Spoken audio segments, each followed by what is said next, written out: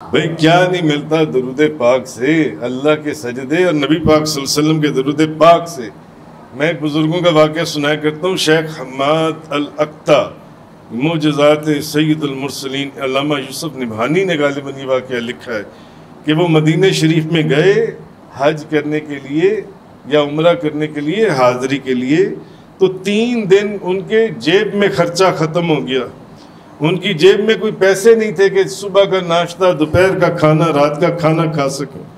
تیسرے دن سخت بھوکے تھے تو باب السلام سے روضہ رسول کے اوپر آئے، مواجہ شریف کی جالی کے سامنے، اور آ کر جالی شریف کے سامنے کھڑے ہو کر نبی پاک صلی اللہ علیہ وسلم کو ہاتھ باندھ کر کہتے ہیں انا ضیفک یا رسول اللہ، یا رسول اللہ میں آپ کا مہمان ہوں۔ اور کچھ نہیں کہا کہ میں 3 دن سے بھوکا ہوں، میرے پیسے ختم ہو گئے، میں نے تیسرا دن نہ کھانا نہیں کھایا، صرف اتنا فرمایا انا ضیفک یا رسول اللہ، میں آپ کا مہمان ہوں۔ اور پھر سامنے دیوار کے ساتھ بیٹھ کر درود پاک پڑھنے لگ گئے، اور درود پاک پڑھتے پڑھتے ان کی آنکھ لگ گئی۔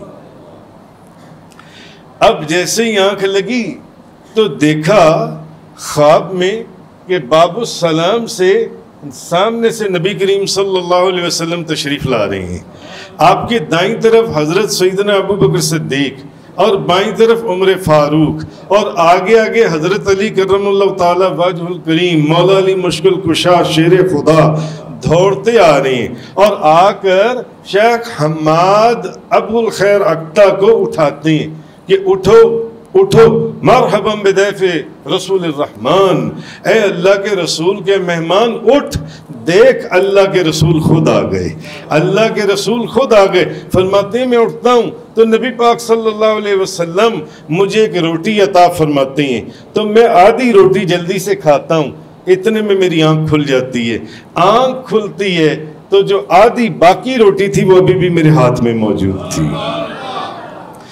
تیرے ٹکڑوں پہ پلے غیر کی ٹھوکر پہ نہ ڈال، یا رسول اللہ تیرے ٹکڑوں پہ پلے غیر کی ٹھوکر پہ نہ ڈال۔ جنہوں نے اللہ کے رسول کے ٹکڑے کھائیں وہ اللہ کے رسول کے وفادار ہیں، وہ کبھی قیامت تک منافق نہیں ہو سکتے۔ تیرے ٹکڑوں پہ پلے غیر کی ٹھوکر پہ نہ ڈال، جھڑکیاں کھائیں کہاں چھوڑ کے صدقہ تیرا، زمیں خاں زمان خاں زمانہ مہمان،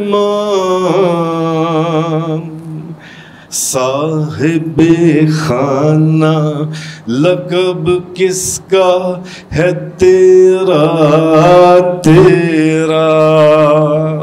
وآخر دعوانا الحمدللہ رب العالمین۔